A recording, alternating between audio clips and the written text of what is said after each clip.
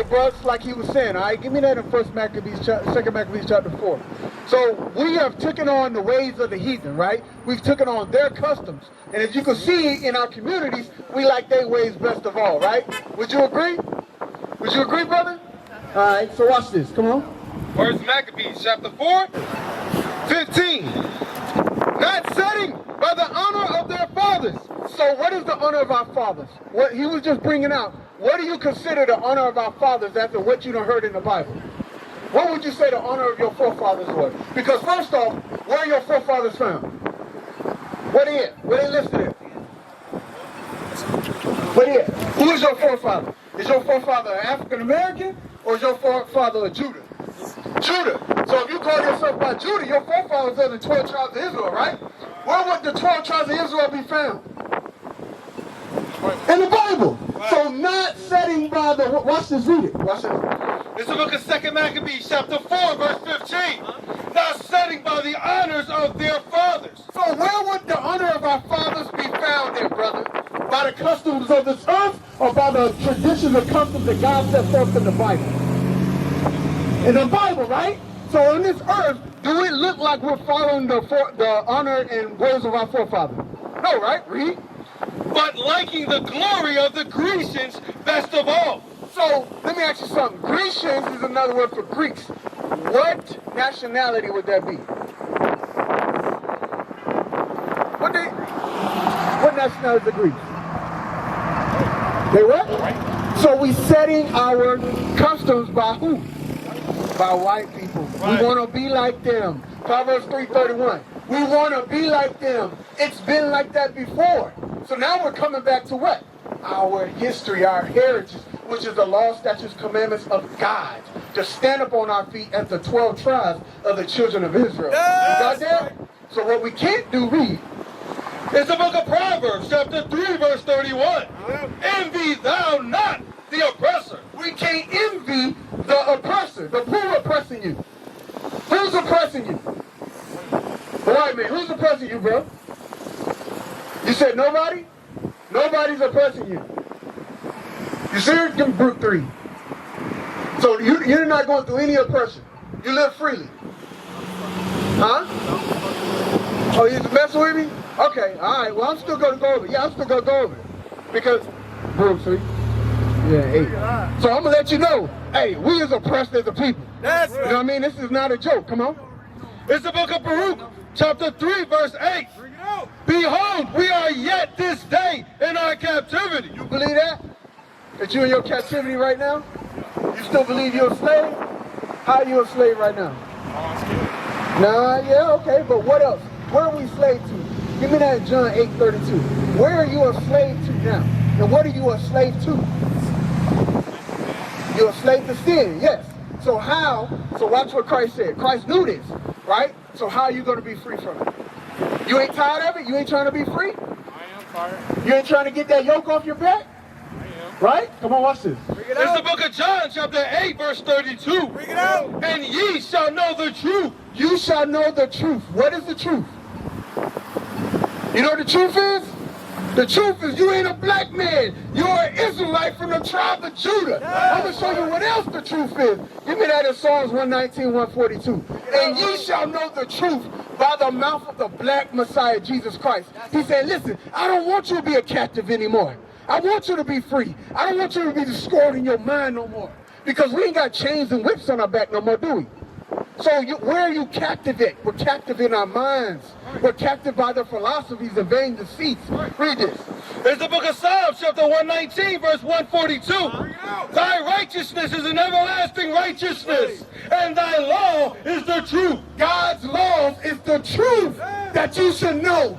You should know that you are the most greatest thing on this earth. You should know you should celebrate Christmas. You should celebrate the Feast of Dedication. The truth will make you free. You understand? Come on. It's the book of John chapter 8, verse 32. And ye shall know the truth. You're going to understand who you are. You're going to know your heritage. You're going to know your history. Come on. And the truth shall make you free. And by knowing that information, it's going to make you free. You understand? So Name some things that you didn't know right now that got you in bondage, that got you held up. What's some little small things that got you held up?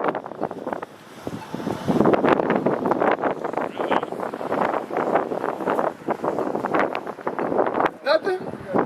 I'm going to give you one. Give me Numbers 13. Numbers 15, 38. I'm going to give you something so simple. Small things we wouldn't consider or think, but remember, we got to set ourselves back to the order of our forefathers, which is found where again? Where are we going to go find our forefathers? In that Bible, right? Yes. Not in his history book. We're going to go to our history book, this Bible, right? So what is some honor, some things that could be holding you back? Something so simple that you say, right now, Yahweh, I can change right now and show God I love him and serve him, right? Something very simple. Nothing hard. Watch this. Here's the book of Numbers, chapter 15, verse 38.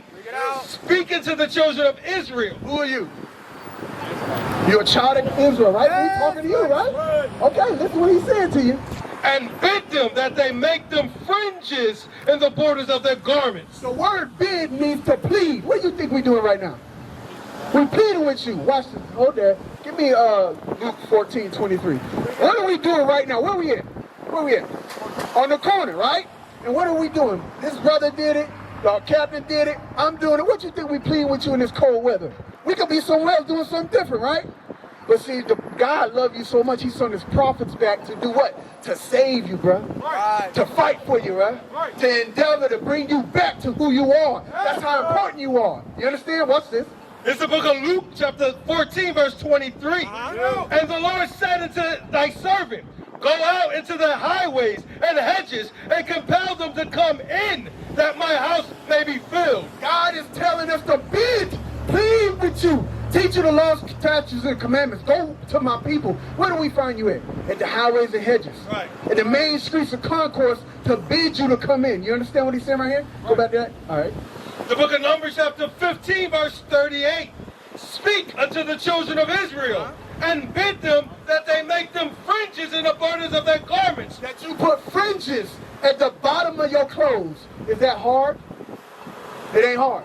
So right now, you could take, right now, go home, right, when you get a chance, right, when it's after the Sabbath is over, go to Amazon, go to Joann's, whatever, buy you some fringes, put them at the bottom of your clothes with a ribbon of blue. Is that a hard thing you can do right now? It's not hard. So that's something, that simple thing is holding us back. It's keeping us captive. Why is a fringe so important? Do you understand why the fringe is so important? Let me show you why we got them on our clothes. Let me ask you something. When we walk, go to Hebrews 12:1 for me, then we're going to come back here. When we walk on this earth, is it easy to follow the customs of the earth? It ain't. So why are people so engulfed with these problems and issues? Why are we liking their customs? I guess, because it's tradition. We follow it too. It's easy, right? Like today, right now. Ain't nobody up here giving the example that today's the Lord's Sabbath day. Right. So everybody in their mind think it's what? Just to commit sin by itself. Everybody else doing it. Ain't nothing else happening to nobody else, right? So it's easy. Watch this. In the book of Hebrews, chapter 12, verse 1. Wherefore, seeing we also are compassed about with so great cloud of witnesses. The witnesses are in the Bible of our forefathers and our foremothers. The actions they did to keep God's commandments, right? Those are those examples you got to come back to. That's why he was saying we was on this side, and then we came on this side after we heard the examples of our forefathers and foremothers. Come on. Let us lay aside every weight and the sin which doeth weight, and the sin which doeth so easily beset us. The sin around us so easily beset us. It's so easy what we partake in. It's so easy. Why? Because who's standing up for the Lord in his righteousness of the commandments of God? Right. Because you lack those examples in the earth, guess what you cleave to? Those customs and traditions. So now to keep us level-minded in our heads, what did the Lord give us? Numbers 15:38. What did the Lord give us? He said, hey, go put fringes and a border of blue on your clothes. Why? Because sin so easily beset us. Right. You'll be at work and you'll forget. I got to keep my conversation godly. Right. I can't be having none of that. You know how some people say, oh, I got a work wife? Nah, brother. I got one wife. According to the Bible. Because marriage is honorable in all. Right. I don't get in no foolish conversations what you did Friday night, Saturday night. What keeps me humble to God? What keeps me friends to the commandments of God? Right. What I got on my clothes. Right. So listen to this. Read. It's the book of Numbers, chapter 15, verse 38. Speaking to the children of Israel, and bid them that they make them fringes in the borders of their garments throughout their generations. As long as we on this earth living, you got to have fringes on your clothes. Is that a hard thing to do or an easy thing? Anything, something you could do, right? To set yourself free, right? Come on. And that they put upon the fringe of the borders a ribbon of blue. And it shall be unto you for a fringe that you may look upon it and remember all the commandments of the Lord. It's on our clothes, so when we want to do bad, you look and say, nah, bro, I'm something special. I'm something different. It keeps you fringed to God. It holds you together. You understand why it's so important? Something that small can set you free from the sin that we easily beset us. You with me, bro? What else? What else? What else you got, man? Nothing? I saw you was smoking a cigarette. Ain't you the temple of God? And you know that too, right? But you ain't doing nothing about it? Give me that.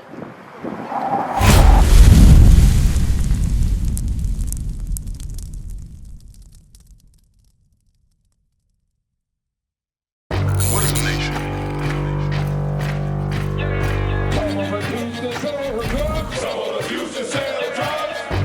Nation is men leading by example.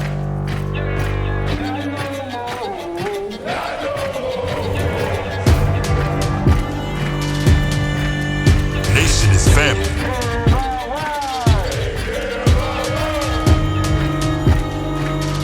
Nation is community.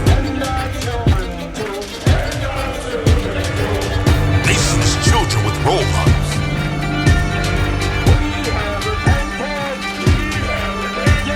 Nation is unity.